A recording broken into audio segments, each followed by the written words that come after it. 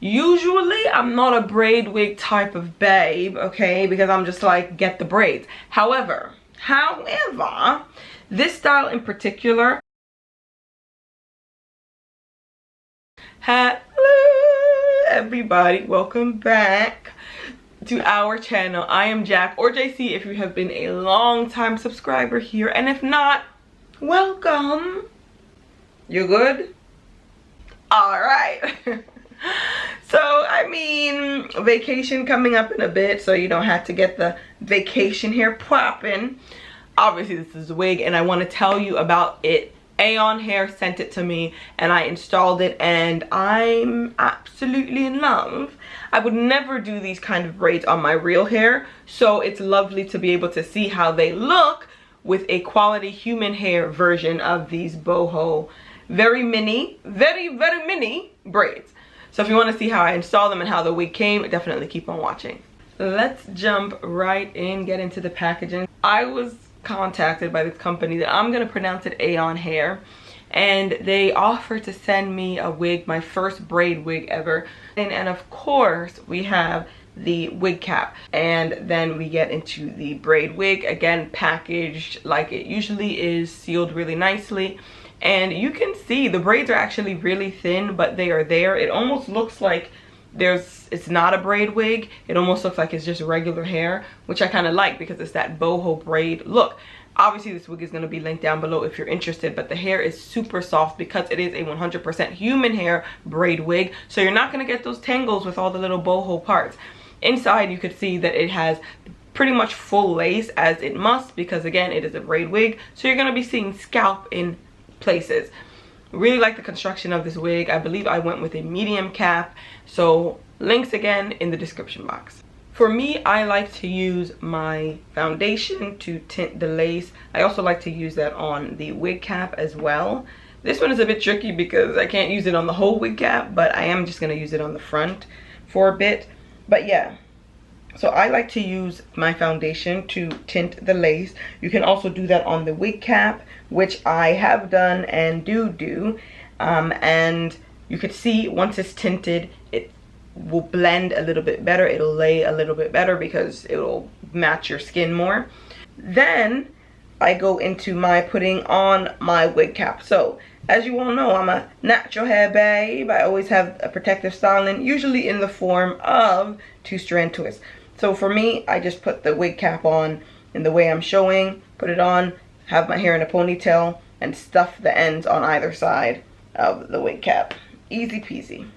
Now because this is a braid wig, it does have lace on the back, so I'm just going to cut that lace off now. No point in keeping it on because when I wear this hair, I have no intention of putting it up, not at this moment in time.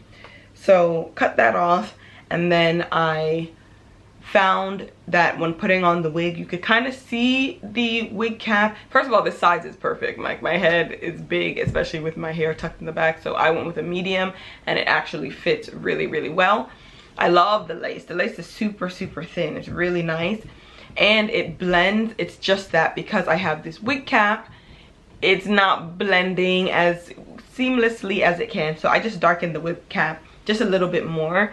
My hairline, it's somewhat of a low hairline, but because this is a darker wig, I feel like I'll have no problem blending the baby hairs, cutting them, and having them lay in my baby hairs seamlessly.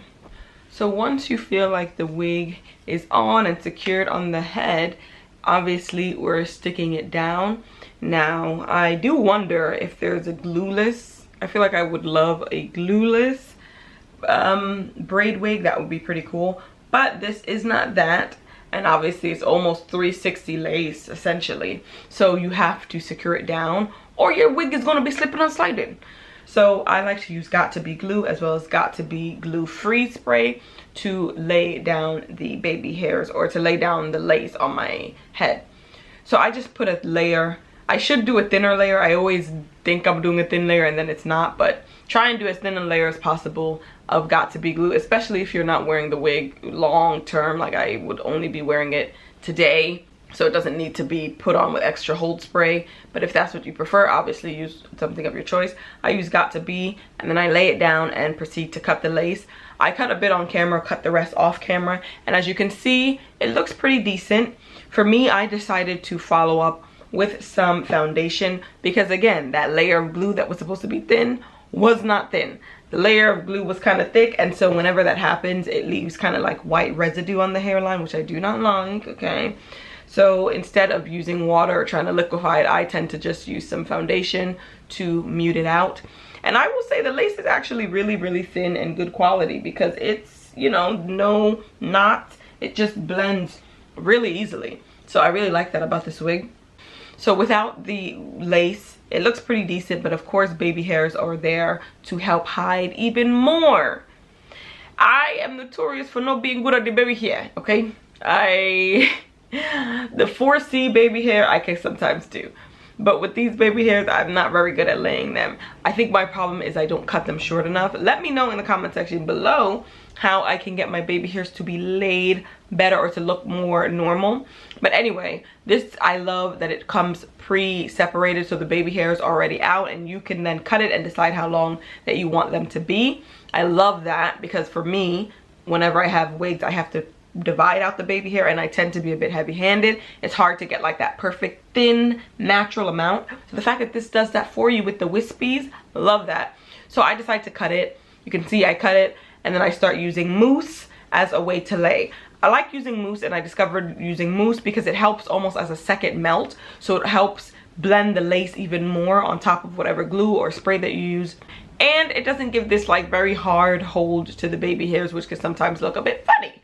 So yes, I use the mousse to try and shape the baby hairs in the way that I would want them. I go in with some mousse, I cut, I go in with some mousse, I cut until I get it pretty much how I want. And then some more mousse, slap on my headband, or for me, I don't use a headband, I just use my head scarf. Slap that on so that it can dry and sort of freeze and mold into place. And that's pretty much it. Bob's your uncle, you know what I mean? So after everything, this is how we are looking. First, braid wig Eva. All the information will be down below on this wig. Now, usually I'm not a braid wig type of babe, okay, because I'm just like, get the braids. However, this style in particular, I would probably never do if I were using my own hair. I do styles, and I love protective styles that do what the name implies, meaning they protect. And for my hair, I've noticed that really super thin braids like this causes a lot more tangles for me. It's very hard for me to take out. I can get frustrated, and then I'm not keeping up with taking it out as gently as I possibly can. So I've always had a lot of breakage in the past when I would try really, really super thin braids like this. So I don't do those anymore, okay? I've also heard that with boho braids, unless you're using real human hair, there can be a lot of tangles. And that is a lot to commit into a style that you know you're going to take out. So splurging on a wig is different from splurging on a hairstyle that I know is going to last me 3 weeks to a month. So this actually does have human hair, and you know that this wig is going to last you way longer than if I were to put in these braids, how long that would last. So for me, I'm like, if I'm gonna get a wig, I'm gonna get this one. If I'm going to get a braid wig rather, I'm going to get this one. So this one was perfect when I saw that they had it on the site. I'm gonna have all the links down below. I feel like the length is very reasonable. It's not super long. It's giving vacation hair, okay, without having to do all the vacation prep. This wig, usually I'm like, I don't know if I'm gonna wear wigs again because, you know, I'm like a natural hair babe. This wig will be getting some use. If anything, I feel like my mom would really love this wig. Links are down below. Let me know, have you ever tried a braid wig? What do you feel about this braid wig? Would you actually just do this style on your normal hair? Do let me know. Like, comment, and subscribe, and I'm gonna see you in my next one. Bye.